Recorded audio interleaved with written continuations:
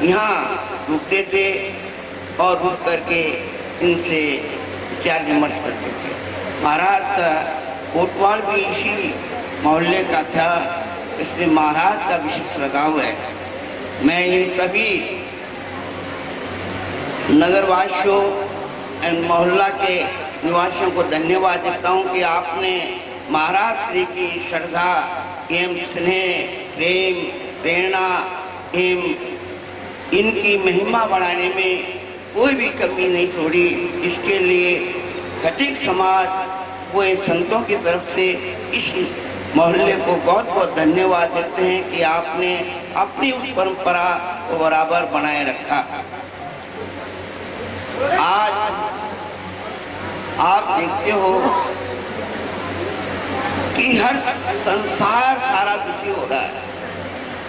मनुष्य को इस आधुनिक युग में पैसे की इतनी है कि पैसा ही पैसा दिखाई दे रहा है, लेकिन आत्मा की शांति नहीं।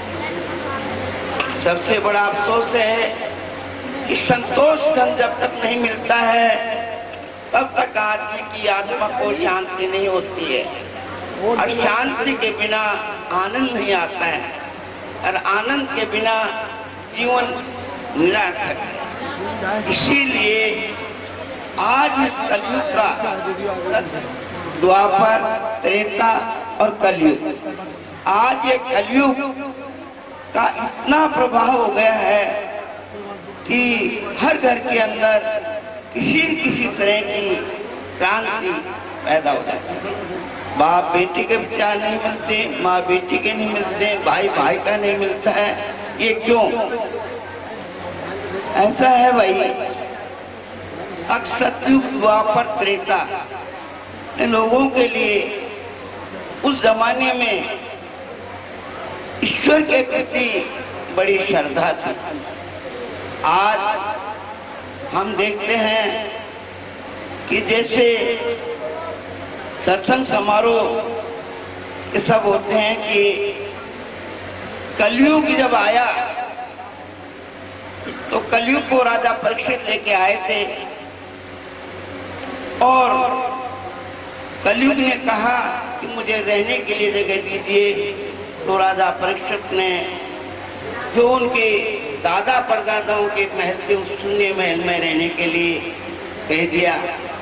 उन्होंने कहा मुझे रहने के लिए, लेकिन स्थान कहाँ है? तो राजा परीक्षित ने सोचा नहीं, उसने सोने में स्थान दे दिया कि आपको सोने के अंदर आपका स्थान है। उसी तरह से कलयुग ने सबसे पहले वार राजा परीक्षित पर ही कर दिया कि राजा परीक्षित जब शिकार खेलने गए, मुकुट लगा करके तो सोने के मुकुट में बैठ गए कलयुग। और एक ऋषि अपने भजन में तल्लीन थे, समाधि लगा रखी थी, तो उन्होंने संत को आवाज दी, लेकिन संत अपनी तपस्या में तल्लीन थे। इसी तरह से वो न सुनने पर राजा को एकदम क्रोध आ गया कि मैं छत्रपति राजा हूँ और संत ने मेरी बात ही नहीं सुनी। तो एक बात में सर्प मरा हुआ पड़ा था, उन्होंने उस सर्प को उठाकर उनके गले में डाल दिया और वहां से चल दिए। जब उनका शिष्य अलग जगह कर आया तो वो जो अचंबा देखा, गुरुजी के गले में सर्प डाला हुआ, तो उसको बड़ा क्रोध आया और रोने लग गया, और उसने श्राप दे दिया कि हे सूर्य भगवान, जिस किसी ने भी मेरे गुरु के साथ जो अन्याय किया है, मरा हुआ सर्प डाला है, उसको साथ में रोज यही सर्प नाग से शेषनाग बनकर डसे।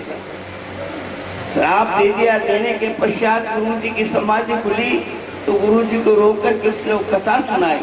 कथा सुनाने पर कि अरे तेने तो बड़ा अन्याय कर दिया, उस राजा का दोष नहीं था, ये तो कलयुग का दोष था, और कलयुग ने है तो उसकी बुद्धि भ्रष्ट कर दी।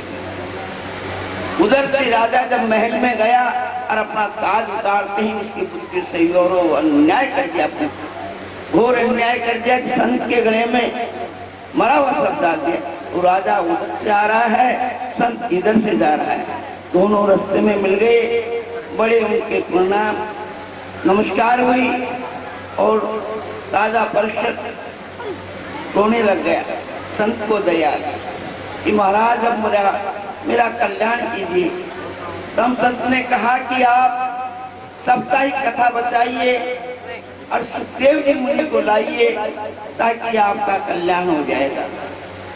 राजा परीक्षित ने वैसा ही किया कि वहां पर एक साप्ताहिक कथा का आयोजन किया।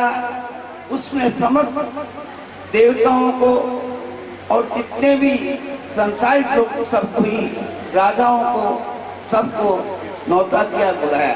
कथा शुरू हो गई। सुखदेव जी कहते हैं कि हे राजा परीक्षित, तू किसी चीज का शक मत करना, श्रद्धा रखना। यदि शक कर लिया तो इसका कच्चा रह जाएगा। तब वो कथा सुनाते रहे सुखदेव जी। आखिर में जब वो एक दिन ये किस्सा आ गया कि तेरा दादा भीम कि इस रूप में चटली आंगन से कई हाथों को फेंके, तो एकदम नाक चढ़ाई कि महाराज ऐसा नहीं हो सकता। तब उन्होंने कि भाई ठीक है। सुखदेव जी मुनि ने प्राणवायु रक्तपान वायु को रोक करके जब वहां से गिरा तो गिरते ही उन्होंने देखा कि ये देख ले भाई प्रमाण, लेकिन उसके विश्वास नहीं आया। परीक्षित, ये तो भक्ति की शक्ति है कि भाई ठीक है।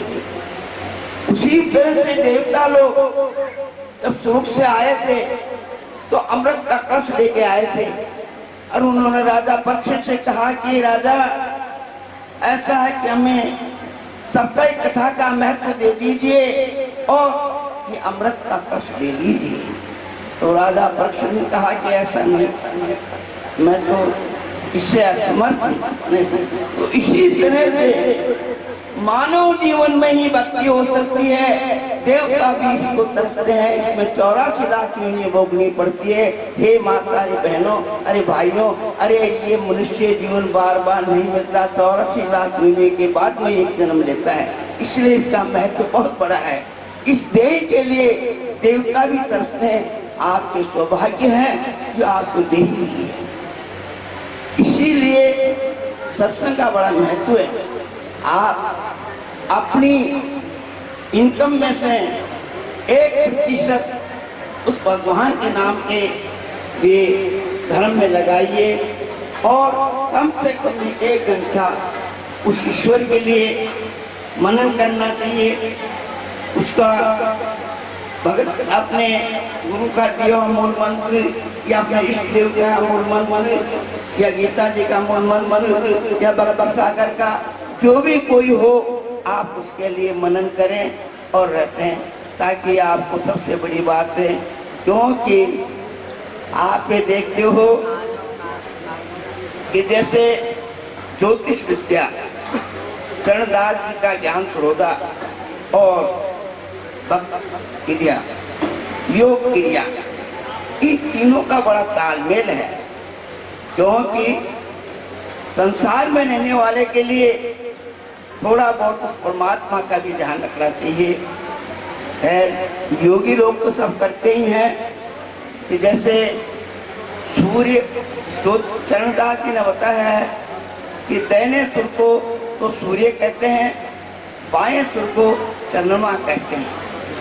आप सोमवार, बुधवार, बृहस्पतिवार के रोज बाएं सुर चले और बायां पैर 3 आगे उठा करके आपको उठना चाहिए। मंगल, शनि, देव को आपके लिए सूर्य में उठना चाहिए, ताकि 4 पैर आगे रख करके फिर अपने दिनचर्या का काम किए, ताकि आपको उसमें शांति मिलेगी। क्योंकि चंद्रमा और सूर्य आपको ये दोनों के दोनों ज्योतिष विद्या है कि कहीं भी आप जाते हो तो आप अपना चंद्रमा चले तो आप कदम उठाइए ताकि आपका कार्य सक्सेस हो जाएगा।